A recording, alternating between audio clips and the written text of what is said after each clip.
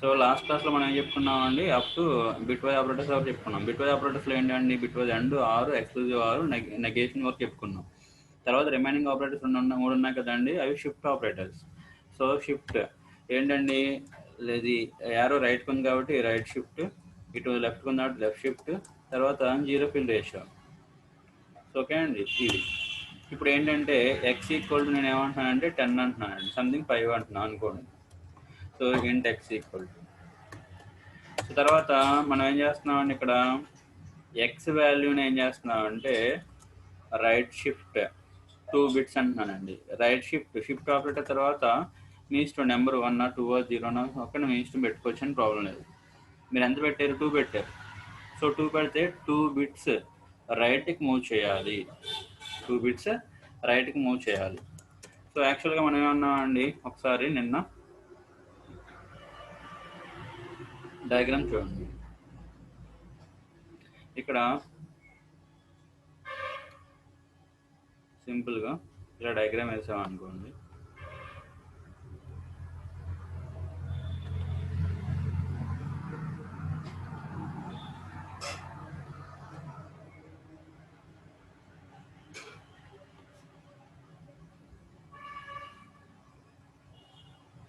ఇక్కడ మనకు వచ్చిన వాల్యూ ఏంటంటే పైకి 1, సో తర్వాత 0, సో తర్వాత ఏంటండి 1. ఇది యాక్చువల్గా 5 యొక్క వాల్యూ, 5 యొక్క వాల్యూ ఇది. సో మరి ఇటు సైడ్ ఇంకేముంటాయండి, లెఫ్ట్ హ్యాండ్ సైడ్ మీ ఇష్టం, జీరోస్ పెట్టుకోవచ్చు, ఓకేనా, పెట్టకపోయినా జీరోస్ ఉంటాయి. ఓకే, ఇప్పుడు మనం ఏమంటున్నాం అండి, ఓకేనా, ఎక్స్ 2 బిట్స్ రైట్కి మూవ్ చేస్తున్నాం అండి, 2 బిట్స్ రైట్కి మూవ్ చేస్తున్నాం. సో అంటే ఏంటండి, ఈ చివర 2 బిట్స్ ఏవైతే ఉన్నాయో అవి యాక్చువల్గా ఏమవుతాయంటే ఇలా మూవ్ అవుతాయి. ఫస్ట్ 1 బిట్ షిఫ్ట్ అవుతుందండి, ఫస్ట్ 1 బిట్ షిఫ్ట్ అవుతుంది. షిఫ్ట్ అయిన తర్వాత మరి ఇవి ముందుకు వస్తాయి కదా, ముందుకు వచ్చినప్పుడు మనం లాస్ట్ బిట్లో ఏమవుతుందండి, మీకు షిఫ్ట్ అవుతాయి కదా. సో ఇప్పుడు ఒకసారి చూడండి,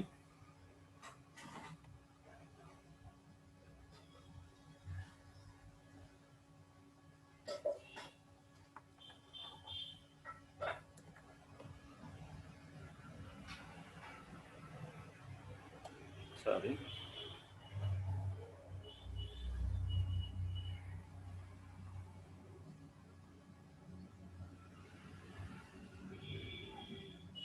ఇక్కడ మీకు ఏంటండి, ఈ బిట్స్ ముందుకు మూవ్ అవుతాయండి. ఇక్కడ 1 పోతుంది, ఓకేనా, 0 కాస్త ఎక్కడికి వస్తుందండి, ఇక్కడికి వస్తుంది. తర్వాత 1 కాస్త ఎక్కడికి వస్తుందండి, ఇక్కడికి వస్తుంది, సారీ 1. సో తర్వాత ఇక్కడికి ఏంటంటే 0 వస్తుందండి, ఇక్కడికి ఏమొస్తుందండి, 0 వస్తుంది. సరే, మరి లాస్ట్ ఇక్కడ బిట్ మిగులుతుంది కదా, ఇక్కడికి ఏమొస్తుందండి, మీకు 0 వస్తుందండి. కానీ లాస్ట్లో ఏమవుతుంది, మీకు ఇక్కడ 0 యాడ్ అవుతుంది. మొత్తం 32, ఇంకా ఇంటిజర్ తీసుకున్నాం అనుకోండి, మొత్తం 32 బిట్స్ అండి. 32 బిట్స్లో బిట్ పోయింది, మరి చివరి బిట్కి ఏంటండి 0 వస్తుంది. తర్వాత ఇది ఒక్క షిఫ్ట్కి అండి. తర్వాత ఇక్కడ 2 ఉంది కదా, 2 సార్లు షిఫ్ట్ చేయాలి. సో 2 ఓకేనా, మళ్ళీ ఏమవుతుందండి, ఈ బిట్ అనేది షిఫ్ట్ అవుతుంది, మళ్ళీ ఏమవుతుందండి, ఈ బిట్ అనేది మీకు బయటకు వెళ్ళిపోతుందండి, రైట్కి షిఫ్ట్ అవుతుంది. సో అప్పుడు ఏమవుతుందండి, ఓకేనా, ఇది కూడా పోతుంది. సో అప్పుడు ఏమవుతుందండి, మీకు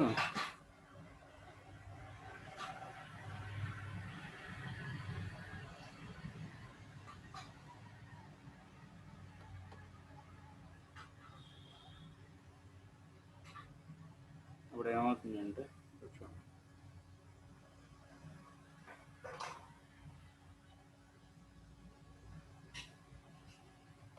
సో 1 0, ఇక్కడికి ఏమవుతుందండి, మళ్ళీ ఇక్కడ 0 వస్తుంది.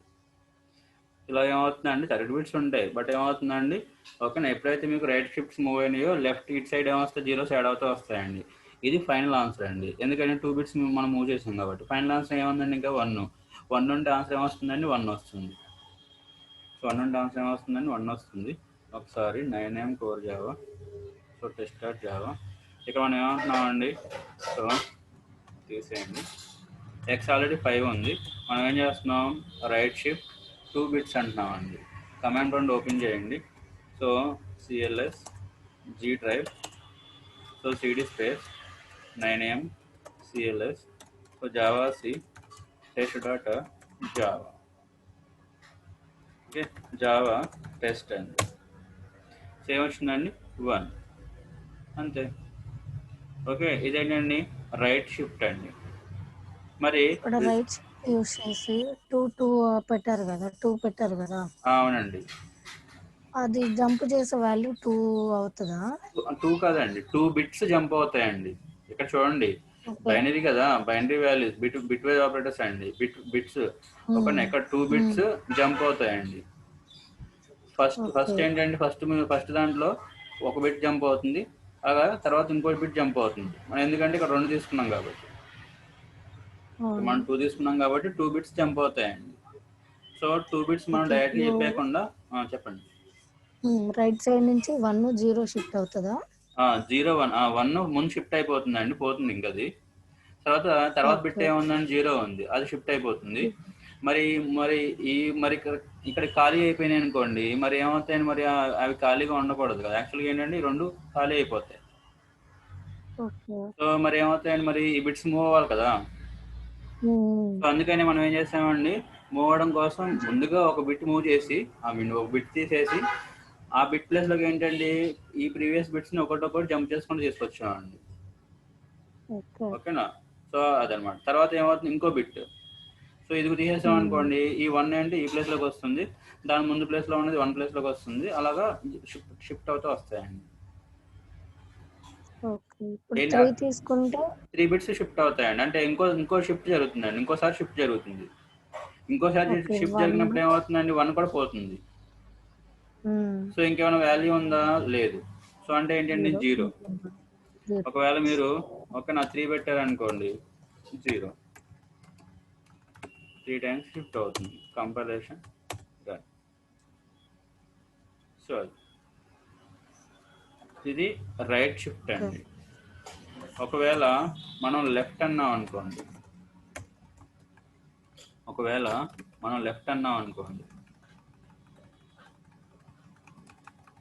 ఇది యాక్చువల్ వాల్యూ అండి కదా. సో లెఫ్ట్ అంటున్నాం కదా. సో లెఫ్ట్ అంటే ఏంటండి, ఇక్కడ చూడండి, ఈ వాల్యూ వచ్చేసి ఇక్కడ మూవ్ అవుతుందండి. ఓకేనా. సో అంటే ఏంటండి, ఇక్కడ ఖాళీ అవుతుంది కదా. మరి ఇది వచ్చి ఇక్కడికి మూవ్ అవ్వాలంటే మళ్ళీ ఇదేమవ్వాలండి, ఇది ఇక్కడికి మూవ్ అవ్వాలి, ఇది ఇక్కడికి మూవ్ అవుతుందండి. సో మరి ఇదేం చేయాలి, ఇలా మూవ్ అవుతూ వస్తుందండి. సో అంటే ఏంటండి, చివరి బిట్ మీకు ఖాళీ అవుతుంది. సో అటువంటిప్పుడు మీకు ఏంటి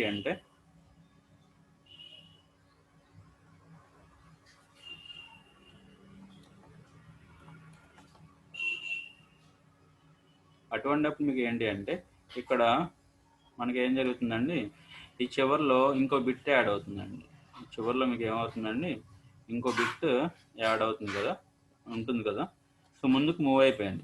మరి ఇక్కడ ఒకటి ఖాళీగా ఉంటుంది కదా, మరి అక్కడ మనం ఏం చేయాలండి, 0ని ఫిల్ చేసుకోవాలి.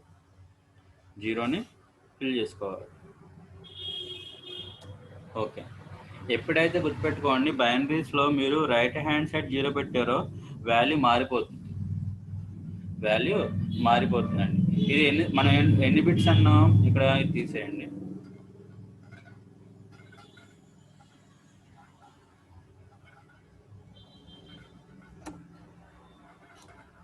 ఇక్కడ ఎన్ని బిట్స్ అన్నామండి, 2 బిట్స్ అన్నాం కదా. సో ఎక్స్ రైట్ షిఫ్ట్, ఓకేనా, 2 బిట్స్. ఓకేనా. మరి ఇంకోసారి బిట్ ఆపరేషన్ చేయాలి కదా. అంటే ఏంటండి, ఇప్పుడు ఏం జరుగుతుంది, ఈ 0 కాస్త 1లోకి, 1 కాస్త 0లోకి, ఈ 0 కాస్త 1లోకి, ఈ 1 కాస్త ఇక్కడికి. అంటే ఏంటండి, ఇంకొక బిట్ ఏం లేదండి. సో సింపుల్గా మనం బండ గుర్తు ఏంటి అంటే, రైట్ షిఫ్ట్ అనుకోండి 2 బిట్స్ తీసేయాలి, అదే లెఫ్ట్ షిఫ్ట్ అనుకోండి 2 బిట్స్ యాడ్ చేసుకుంటామండి, అంతే.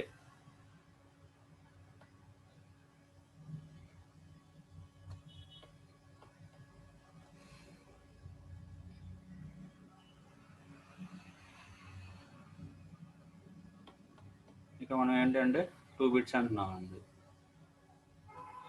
ఇక్కడ మీకు ఏం జరుగుతుంది, ఓకేనా, 0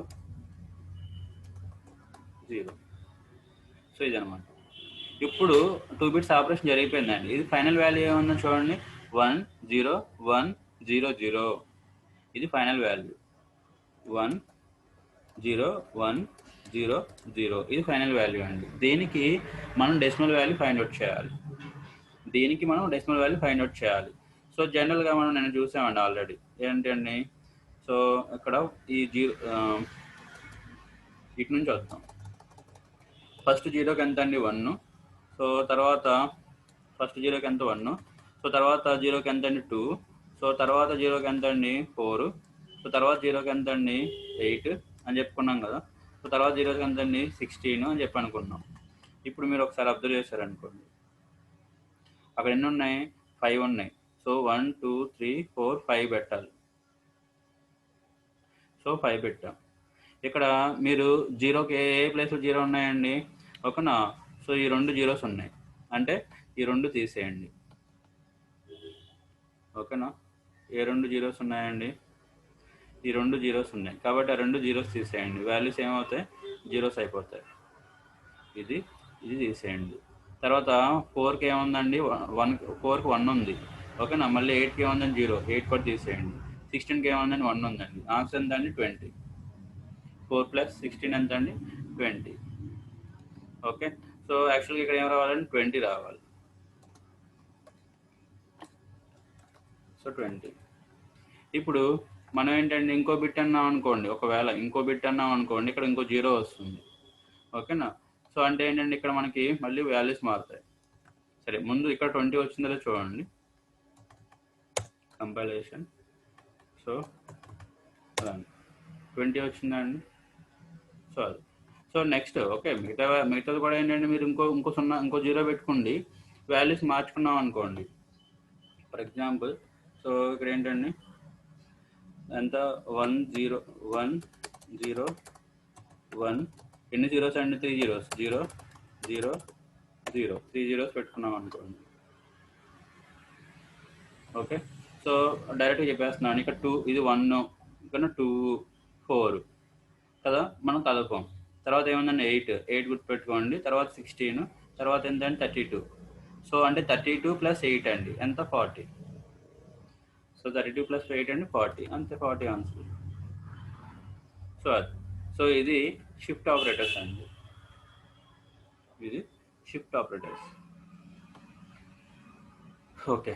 సో నెక్స్ట్ ఇంకోటి ఏముందండి, జీరో ఫిల్ రేషియో అంటున్నాం కదా. జీరో ఫిల్ రేషియో ఇక్కడ చూడండి, ఇది కూడా యాక్చువల్గా ఏమవుతుందండి, రైట్ షిఫ్ట్ లానే జరుగుతుందండి. విచ్ మీన్స్ రైట్ షిఫ్ట్ లానే మీకు ఆపరేషన్ అనేది జరుగుతుందండి. ఇక్కడ చూడండి, సో పైన ఎంత అయితే ఆన్సర్ వచ్చిందో కింద కూడా అదే ఆన్సర్ వస్తుంది.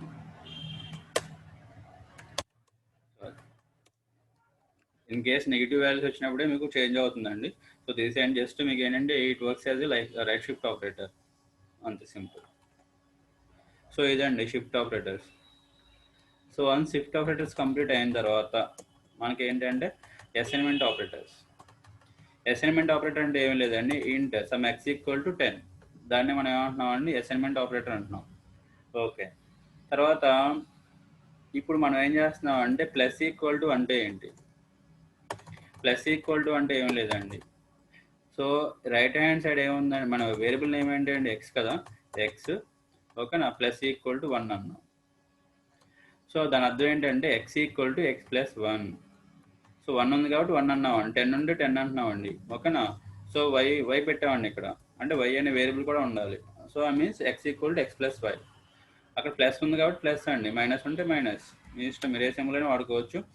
అలాగే అర్థమెటిక్ ఆపరేటర్స్ అన్నీ అప్లై అవుతాయి, అలాగే బిట్ వైజ్ ఆపరేటర్స్ అన్నీ అప్లై అవుతాయండి. ఇక్కడ నేను ఒకవేళ అండ్ అన్నాను అనుకోండి, ఓకేనా, బిట్ వైజ్ ఆపరేటర్స్ కూడా మీకు అప్లై అవుతాయి. అండ్ అన్నాను అనుకోండి, అండ్ విచ్ మీన్స్ ఓకేనా, నేను ఆల్రెడీ మనం చూసాం, ఇక్కడ మనం అబ్జర్వ్ చేయండి. సో 5కి 3కి అండ్ ఆపరేషన్ చూసాం, ఓకేనా. నేను ఇక్కడ ఏమంటున్నా చూడండి. సో ఎక్స్ వాల్యూని ముందు ప్రింట్ చేశానండి. సో తర్వాత ఎక్స్ వాల్యూని ప్రింట్ చేసిన తర్వాత నేను ఏం చేస్తున్నానంటే ఎక్స్ అండ్ ఓకేనా ఈక్వల్ టు వై అంటున్నానండి. X and equal to y అంటున్నా. సో దీని అర్థం ఏంటండి, ఇంటర్నల్గా ఏం జరుగుతుందండి, x equal to x and y, x equal to x and y. So operation జరిగిన తర్వాత ఓకేనా ఎక్స్ వాల్యూని ఇక్కడ మనం ప్రింట్ చేస్తున్నాం అండి. సో ఒకసారి అబ్జర్వ్ చేయండి, అంటే వాల్యూ ఆఫ్ ఎక్స్ ఏమవుతుందండి, చేంజ్ అవుతుంది. వాల్యూ ఆఫ్ ఎక్స్ ఏమవుతుందండి, చేంజ్ అవుతుంది. ఇక్కడ ఎంత అండి, 5. ఇక్కడ వాల్యూ ఎంత మనకి 5 అండ్ 3కి ఆపరేషన్ ఏదైతే చేసామో 5 అండ్ 3 నిన్న చేస్తే ఏమొచ్చిందండి, 3 ఆన్సర్ 1 వచ్చింది. 5కి అండ్ 3కి అండ్ ఆపరేషన్ చేస్తే మనకి ఇక్కడ ఏమొచ్చిందండి, 1 వచ్చింది. ఇప్పుడు ఎక్స్ వాల్యూ ఏమవుతుందండి, చేంజ్ అవుతుంది. ఎక్స్ వాల్యూ ఏమవుతుందండి, చేంజ్ అవుతుంది, 1 వస్తుందండి. ఒకసారి చెక్ చేయండి, అంతే సింపుల్. సో అందుకని అసైన్మెంట్ ఆపరేటర్స్ మనం ఏంటండి, అర్థమెటిక్ అండ్ బిట్వైజ్ ఆపరేటర్స్ అయిపోయిన తర్వాత మనం చెప్పుకుంటామండి, ఎందుకంటే ఆ రెండింటి మీద అప్లై అవుతుంది. సో బేస్డ్ ఆన్ అలా. సో ఇదనమాట, అంతే, అంతకుమించి ఏం లేదండి. ఇక్కడ మీరు వైఏ పెట్టాలని రూల్ లేదు, ఓకేనా. మీరు నెంబర్ పెట్టుకోవచ్చు. నెంబర్ మనం ఏమన్నా అండి, వై వాల్యూ 3 కదా, సో ఇక్కడ ఏం జరుగుతుందండి, 3 వస్తుంది, ఓకేనా. సో అంతే, సేమ్ ఆన్సరే, బట్ మనం ఏంటంటే నేమ్ తీసేసి వాల్యూ పెట్టాం, నేమ్ తీసేసి మనం వాల్యూ పెట్టామండి, సింపుల్. సో ఇదనమాట అండి. అర్థమెటిక్ తెలిసిందే, ప్లస్ పెడితే ఎడిషనే కదండి, ప్రాబ్లం లేదు. సో ఇది అసైన్మెంట్ ఆపరేటర్స్ అండి, assignment operators, simple. So next తీసేయండి, ఇంక్రిమెంట్ డిక్రిమెంట్ ఆపరేటర్స్. ఇది కొంచెం ఇంపార్టెంటే, కొంచెం కన్ఫ్యూజింగ్ పాయింట్ చూడండి, ఓకేనా. మనం కన్ఫ్యూజ్ చేసే పాయింట్స్ ఏంటంటే ఇక్కడ ఒకటి ఇంక్రిమెంట్ అండ్ డిక్రిమెంట్. సో ఈ ఇంక్రిమెంట్ డిక్రిమెంట్లో మనం ఏంటంటే ఓకేనా, ఎక్స్ ప్లస్ ప్లస్ అంటున్నామండి. ఫర్ ఎగ్జాంపుల్ ముందు వేరియబుల్ డిఫైన్ చేయండి, ఇంట్ ఎక్స్ అన్నాం, ఎక్స్ ప్లస్ ప్లస్ అన్నామండి.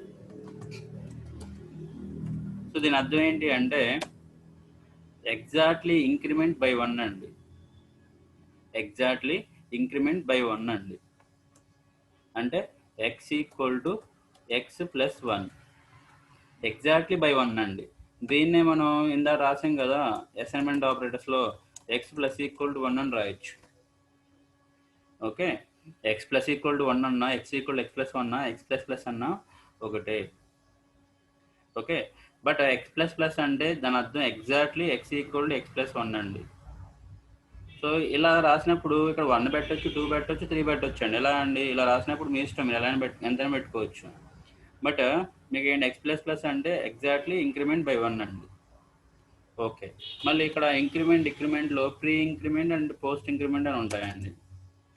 So pre increment, so pre increment ఏంటండి, ఓకేనా, ప్లస్ ప్లస్ ఎక్స్, ఓకేనా. తర్వాత పోస్ట్ ఏంటండి, post increment x plus plus, x plus plus, okay. So సింపుల్గా దీనికి ఇంటర్నల్ ఆర్కిటెక్చర్ పక్కన పెడితే సింపుల్గా మనం ఏంటంటే ఎస్ఓపి స్టేట్మెంట్లో ప్రింట్ చేసేటప్పుడు ఏం జరుగుతుంది అనేది ఇంపార్టెంట్. ముందు ఇంక్రిమెంట్ చేసి ప్రింట్ చేస్తున్నామా, ప్రింట్ చేసి ఇంక్రిమెంట్ అయిన తర్వాత ఇంక్రిమెంట్ చేసి ప్రింట్ చేస్తున్నాం, ప్రింట్ అయిన తర్వాత ఇంక్రిమెంట్ అవుతుందా, ఆ 2 పాయింట్స్ తెలిస్తే చాలు. ఇక్కడ చూడండి, ఎగ్జాంపుల్కి వచ్చేసి ఎక్స్ వాల్యూ ఎంత అన్నానండి, 5 అన్నా, వై వాల్యూ కూడా ఉంచండి, ఎక్స్ వాల్యూ ప్రింట్ చేశానండి. సో తర్వాత ఇక్కడ ఏమంటున్నానంటే బయట ఎక్స్ ప్లస్ ప్లస్ అన్నానండి, ఎక్స్ ప్లస్ ప్లస్ అన్నా. ఇక్కడ నేను ఏం చేస్తున్నానండి, ఎక్స్ వాల్యూ ప్రింట్ చేస్తున్నా. సో అంటే ఏమైందండి, ఇక్కడ వాల్యూ యాక్చువల్గా 6 రావాలి, వస్తుంది.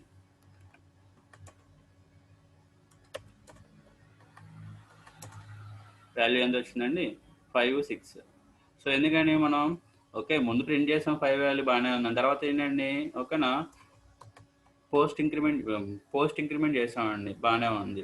పోస్ట్ ఇంక్రిమెంట్ అయిపోయిన తర్వాత మనం ఏం చేసాం, ప్రింట్ చేసామండి, కాబట్టి ఎక్స్ వాల్యూ ఎంత ఉందండి, 6, ఓకే. తర్వాత ఇంకో స్టేట్మెంట్ చూడండి, ఇక్కడ వై వాల్యూ ఎంత 3 కదా, నేను ఇక్కడ ఏమంటున్నానండి వైని ప్రింట్ చేశాను. తర్వాత నేను ఏమంటున్నానంటే వై ప్లస్ ప్లస్ అంటున్నానండి. గుర్తుపెట్టుకోండి, నేనేం చేశానండి ఎస్ఓపి స్టేట్మెంట్లో డైరెక్ట్గా రాశానండి ఏంటండి వై ప్లస్ ప్లస్ అని. ఇందాక ఎక్స్ ప్లస్ ప్లస్ అని ఎక్కడ రాశాను? ఓకేనా, బయట రాశాను. ఇక్కడ మీరు అబ్జర్వ్ చేయండి, వైని ప్రింట్ చేసిన తర్వాత మీకు ఏమవుతుందండి, వాల్యూ అనేది ఇంక్రిమెంట్ అవుతుంది. ఇక్కడ చూడండి, అంటే ఏంటండి, ప్రింట్ చేసిన తర్వాత వాల్యూ ఇంక్రిమెంట్ అవుతుంది అంటే ఏంటండి, ఇక్కడ మీరు వై అని ప్రింట్ చేస్తే అప్పుడు ఇంక్రిమెంట్ అవుతుందండి, అప్పుడు ఇంక్రిమెంట్ అయిన వాల్యూ ప్రింట్ అవుతుందండి. Compilation run. సో మీరు అబ్జర్వ్ చేయండి, సో 2 సార్లు మనకి 3 ఎందుకు వచ్చింది? ఓకేనా, ఇక్కడ చూడండి, ముందు ఓకే ఈ వై వాల్యూ, తర్వాత ఇక్కడ ఏంటంటే మీరు ప్రింట్ చేశారు, తర్వాత ఇంక్రిమెంట్ అవుతుంది. ఓకే, సో వై వాల్యూ ఏమవుతుందండి, ఇప్పుడు వై వాల్యూ ప్రింట్ చేస్తే ఎంత వస్తుంది? 4 వస్తుంది. సింపుల్ పాయింట్ అంతే, అంతేనండి. Increment. So pre and post. అలాగే ఇంకోసారి ఇక్కడ నేను ఏం చేసుకుంటున్నాను, ఇంకో వేరియబుల్ తీసుకోండి, జెడ్ వాల్యూ, ఇక్కడ సంథింగ్ 4 తీసుకోండి, ఇక్కడ చూడండి, సో జెడ్ వాల్యూ ఎంత? 4. బాగానే ఉంది. సో ప్లస్ ప్లస్ జెడ్ అన్నాడు. ఇక్కడ చూడండి, ఇది ప్రీ, ముందుగా ఇంక్రిమెంట్ అయిన తర్వాత వాల్యూ ఎంత వస్తుందండి? 5 కదా. సో 5.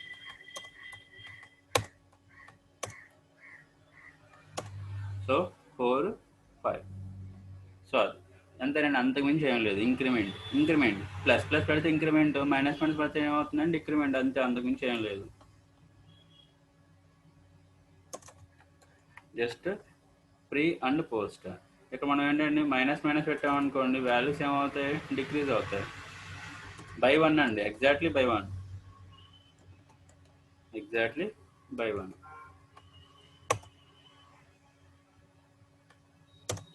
సో ఇక్కడ చూడండి, ఫస్ట్ వాల్యూ 5, ఓకే, తర్వాత వాల్యూ ఏమైందండి? ఓకేనా, 5 - 4 ఎంత అండి? 4. ఫస్ట్ వాల్యూ 3 అండి. ఇక్కడ ఏంటండి, యాక్చువల్గా ఇక్కడ చూడండి, 3ని ప్రింట్ చేసేసాం, ప్రింట్ చేసిన తర్వాత ఒకటి తీసేసామండి, కాబట్టి ఇక్కడ ఏంటండి 2.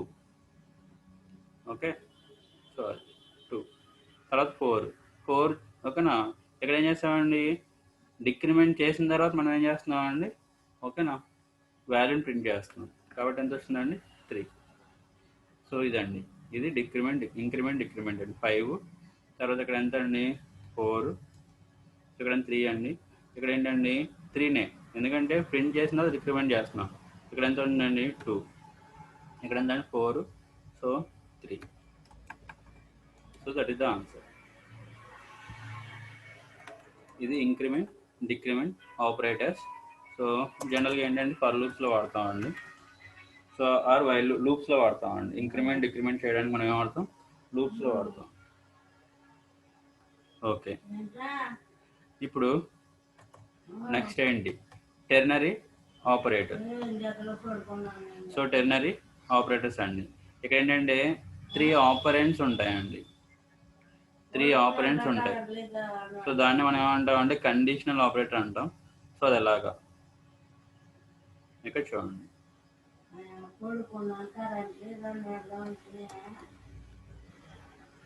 ఇక్కడ మనం ఏం చేస్తున్నాం అంటే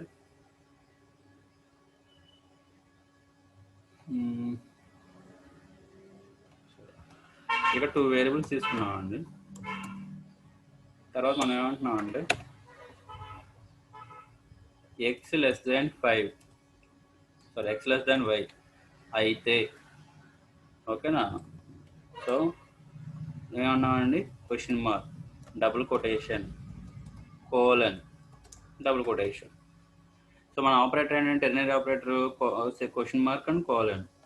సో క్వశ్చన్ మార్క్ ముందే ఉండాలి, సమ్ ఎక్స్ప్రెషన్ ఉండాలి, క్వశ్చన్ మార్క్ తర్వాత సమ్ ఎక్స్ప్రెషన్, సో తర్వాత కోలన్ సమ్ ఎక్స్ప్రెషన్. సో ఇక్కడ ఏంటంటే మీరు లాజికల్ ఎక్స్ప్రెషన్ రాయాలి, అంటే ట్రూ ఆర్ ఫాల్స్ వచ్చే వాల్యూ రాయాలండి. సో ఇక్కడ నేను ఏమంటున్నానంటే ఇలా రాస్తే దీని అర్థం ఏంటండి, y పెద్దది x కన్నా, సో y ఈజ్ బిగ్. ఇక్కడ ఏమంటున్నామండి, x is small. Okay, so so మరి ఇక్కడ రాసిన ఎక్స్ప్రెషన్స్ ఏంటండి, స్ట్రింగ్ టైప్ కదా. ఓకే, ఈ ఎక్స్ప్రెషన్స్ ఏ టైప్, స్ట్రింగ్ టైప్ కదా. సో దాన్ని మనం ఏం చేయాలంటే హోల్డ్ చేసుకోవాలనుకుంటే స్ట్రింగ్ వేరియబుల్ మీరు క్రియేట్ చేసుకోవాలి. Something string res equal to. So ఇప్పుడు మీరు ఇక్కడ ఎస్ఓపి స్టేట్మెంట్ రాశారనుకోండి, system dot out dot print ln of res. ఒకసారి రన్ చేయండి, అవుట్పుట్ ఏమొస్తుందో చూద్దాం. Compilation and run.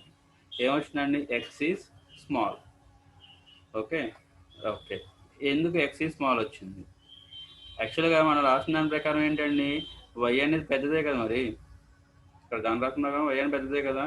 ఇక్కడ చూడండి, ఇక్కడ ఈ ఎక్స్ప్రెషన్ అనేది ఏంటండి, ఓకేనా, ఎవాల్యుయేషన్ అనేది ట్రూ అయితే, ఈ ఎక్స్ప్రెషన్ ఎవాల్యుయేషన్ ట్రూ అయితే మనకి ఏమవుతుందండి, మనం రాంగ్ రాసామండి, ఎక్స్ ఈజ్ బిగ్. మనం తీసుకున్న దాని ప్రకారం వై ఈజ్ స్మాల్, ఇక్కడ తీసుకున్న దాని వాల్యూస్ ప్రకారం. సో ఇక్కడ ఏం రాసామండి, ఓకేనా, ఈ ఎక్స్ప్రెషన్ ఒకవేళ ట్రూ అయితే ఇది ఎగ్జిక్యూట్ అవుతుందండి.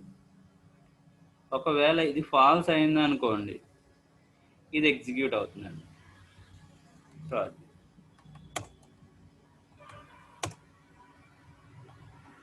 సో ఇదండి ఆన్సర్. ఒకవేళ ఇక్కడ మనం సంథింగ్ సో తీసేయండి, ఇది ఈ ఎక్స్ప్రెషన్ అనేది ఇవాల్యుయేషన్ అనేది ట్రూ అయితే మీకు యాక్చువల్గా ఏంటండి, మనం ఆల్రెడీ చూసాం ఏంటండి, SOP statements, I mean relational ఆపరేటర్స్లో మనం ఏమన్నామండి, ఎక్స్ లెస్ దాన్ వై అన్నాం అనుకోండి, ఇక్కడ ఏమొస్తుందండి, ట్రూ ఆర్ ఫాల్స్ వస్తుంది. Compilation run. ఇక్కడ మనకి ఏమొచ్చిందండి, ఫాల్స్ వచ్చింది. ఫాల్స్ కాబట్టి ఏమవుతుందండి, ఈ ఎక్స్ప్రెషన్ అనేది వాల్యుయేషన్ జరుగుతుంది. అదే ఇన్ కేసు ఒకవేళ ట్రూ వచ్చింది అనుకోండి, ఒకవేళ ఈ ఎక్స్ప్రెషన్ అనేది మీకు ట్రూ వచ్చింది అనుకోండి, సో ఏమవుతుందండి, X is big, X is big something. ఏమైందండి, ట్రూ కదా. ట్రూ కాబట్టి ఏమవుతుందండి, ఈ ఫస్ట్ ఎక్స్ప్రెషన్ ఇవాల్యుయేషన్ జరుగుతుంది. ఒకవేళ ఫాల్స్ అనుకోండి, ఈ ఎక్స్ప్రెషన్ ఫాల్స్ అనుకోండి, మీకు ఇది ఇవాల్యుయేషన్ జరుగుతుందండి. అలాగే గుర్తుపెట్టుకోవాల్సింది ఏంటంటే, ఇది రిటర్న్ అవుతుంది కాబట్టి దీని రిటర్న్ టైప్ ఏంటి, స్ట్రింగ్. కాబట్టి you have to put that result in the string form. So అది, సో ఇది టెర్నరీ ఆపరేటర్ అండి. ఇక్కడ ఏంటంటే 3 ఆపరెంట్స్ ఉంటాయి. ఇక్కడ ఇదొక ఆపరెంట్, ఇదొక ఆపరెంట్, ఇదొక ఆపరెంట్, 3 ఆపరెంట్స్ ఉంటాయండి. దీన్నే మనం ఏమంటాం అంటే టెర్నరీ ఆపరేటర్ అంటాం.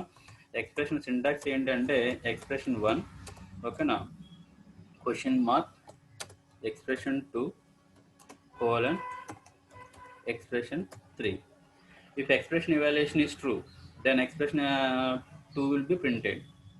Okay na, if expression 1 evaluation false అనుకోండి, expression 3 అనేది evaluation అవుతుంది. సో ఇది ఎగ్జాంపుల్ అండి. ఓకే, ఇంకా లాస్ట్కి వచ్చేసామండి ఆపరేటర్స్లో. సో ఏంటండి, ఇన్స్టాన్స్ ఆఫ్ ఆపరేటర్. ఇది యాక్చువల్గా మనం ఏంటండి ఇప్పుడు వచ్చి జనరల్ చెప్పుకుంటామండి, ఓకేనా. బట్ దీన్ని ఎక్కువ మనం ఏంటంటే, ఓకేనా, నెక్స్ట్ ఆబ్జెక్ట్ ఓరియంటెడ్ కాన్సెప్ట్స్ మనం ఎక్కువ ఇంప్లిమెంట్ చేస్తామండి. ఇక్కడ చూడండి, ఇన్స్టాన్స్ ఆఫ్ అంటున్నాం కదా, కంపల్సరీ మీరు ఆబ్జెక్ట్స్ తీసుకోవాలి.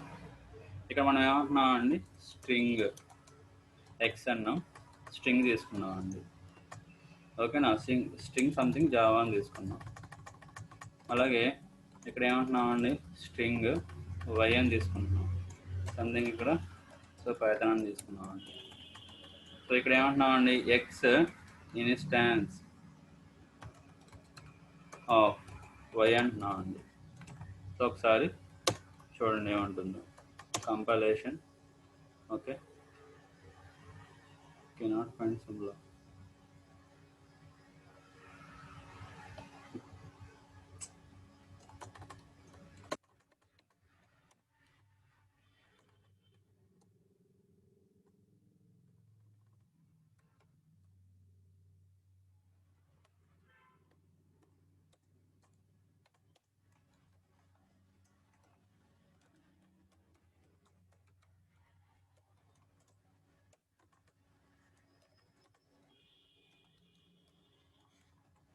చూడండి.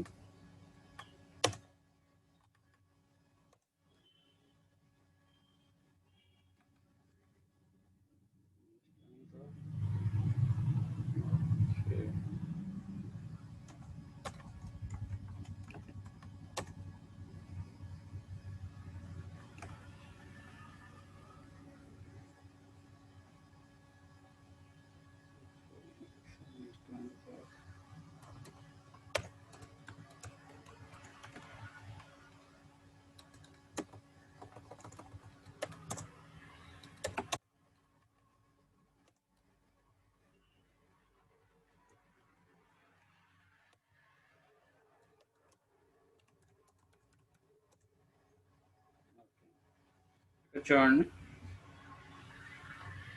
ఇక్కడ మనం అబ్జర్వ్ చేస్తే ఎక్స్ అనేది ఏంటండి, స్ట్రింగ్ టైప్. ఎక్స్ అనేది ఏ టైప్ అండి, స్ట్రింగ్ టైప్. సో తర్వాత ఇక్కడ ఏంటండి, ఇది ఆబ్జెక్ట్ టైప్. ఏ ఆబ్జెక్ట్ అండి, ఓకేనా. జావా ప్రతి క్లాస్కి సూపర్ క్లాస్ ఏంటంటే ఆబ్జెక్ట్, ఓకేనా. జావా డాట్ లాంగ్ ప్యాకేజ్లో ఉంటుందండి. It is a predefined class. ప్రతి క్లాస్ ఏమవుతుందండి, దాని చైల్డ్ క్లాస్ అవుతుంది. కాబట్టి ఎక్స్ అనేది, ఓకేనా, దీని చైల్డ్ క్లాస్ అవునా కాదా, ఒకవేళ అయితే, ఓకేనా, అయితే మనం ఏమంటున్నామండి, తీసుకో అని చెప్పి అంటున్నామండి. ఒకవేళ అయితే మనం తీసుకో అంటున్నాం. సో అలాగే ఇక్కడ మనం ఏమంటున్నామండి, ఈఎంపి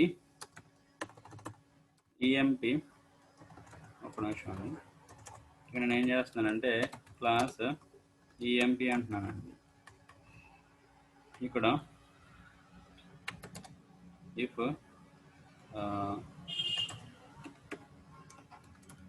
ఈఎంపి అని చెప్పన్నానండి.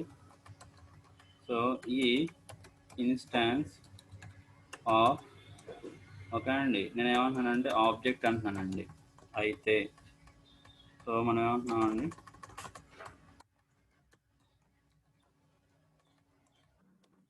ఇక్కడ ఎలా అంటున్నామండి.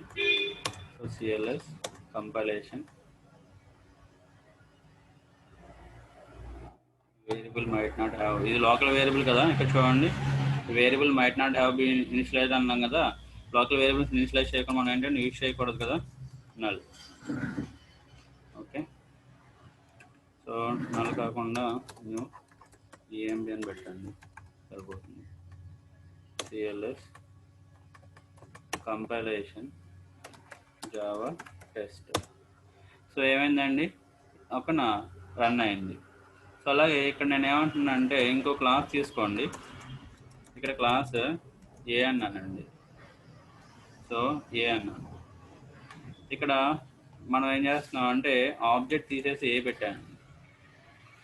ఇప్పుడు ఏకి ఈకి అంటే ఏకి ఎంప్లాయీకి ఏమైనా రిలేషన్ ఉందా అంటే ఎటువంటి రిలేషన్ లేదు.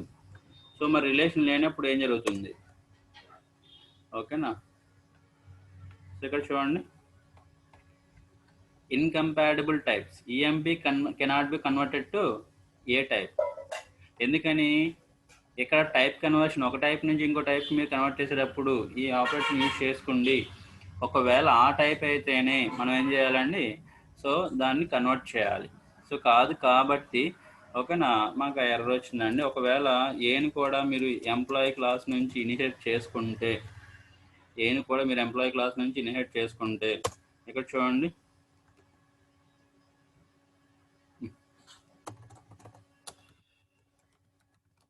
అది పైథాన్ నొటేషన్ అండి.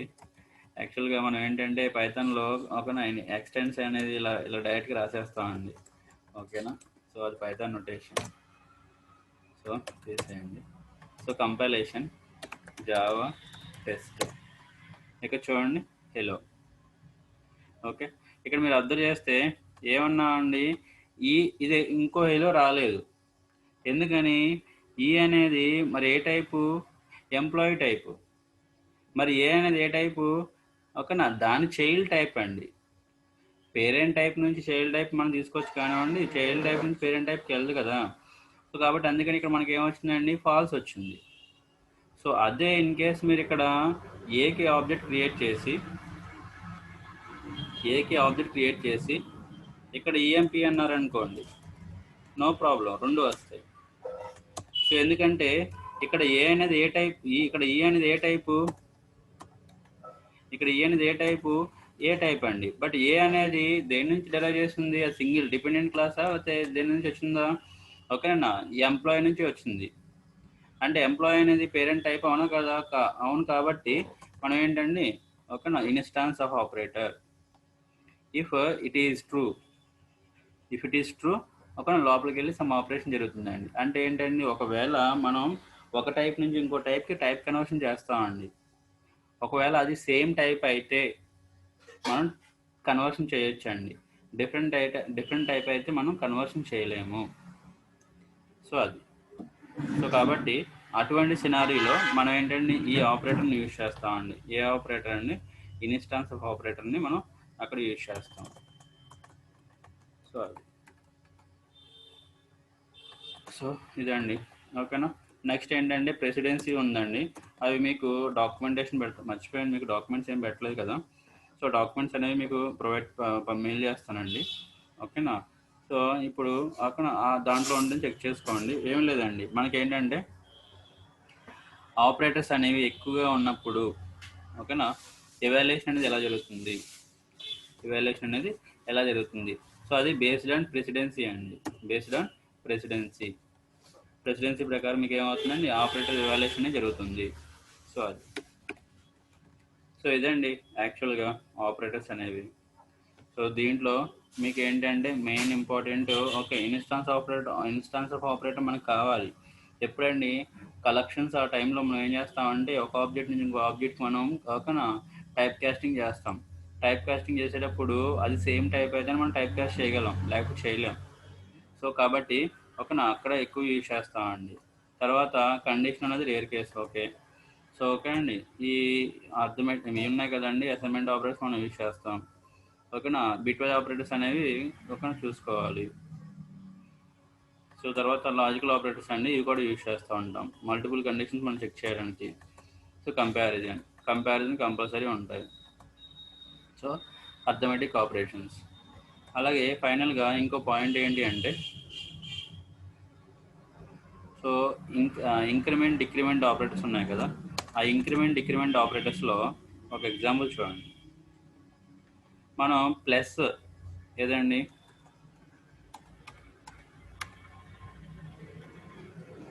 మనం ఇక్కడ చూడండి, byte b equal to some 2 అన్నామండి.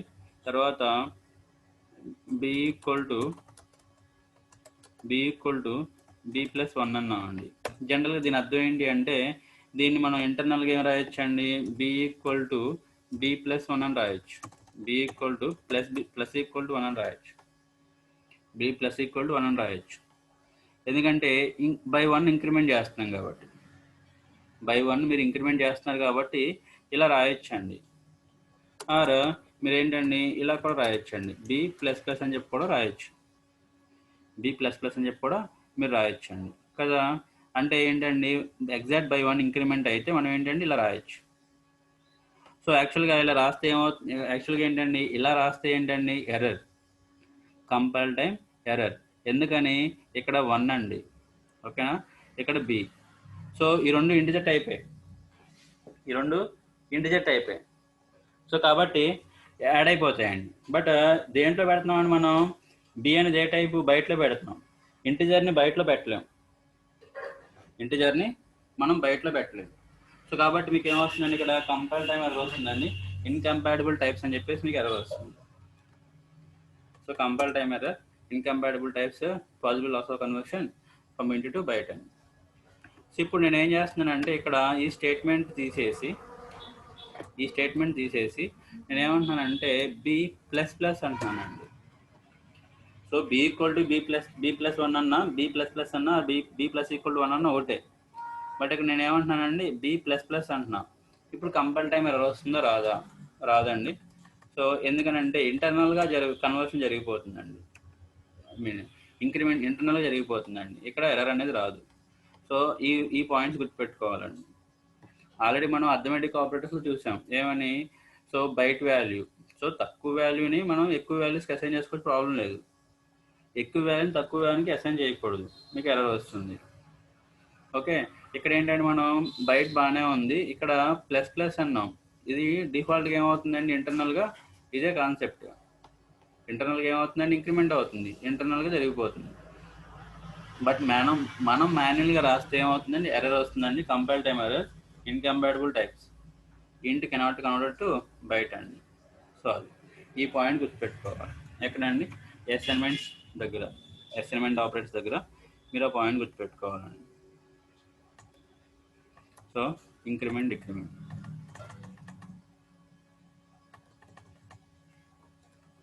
So ఏం లేదండి, ఇక్కడ జనరల్ క్వశ్చన్స్ అనమాట. ఓకే అండి, ఇలా రాస్తే ఓకే బాగానే ఉంది, ఇలా రాయకూడదు. సో ఇలా కూడా రాయకూడదండి, బట్ ఇలా రాయొచ్చండి. సో ఏమవుతుందండి, ఇంటర్నల్గా ఇదే జరుగుతుందండి. సో ఇదండి ఆపరేటర్స్.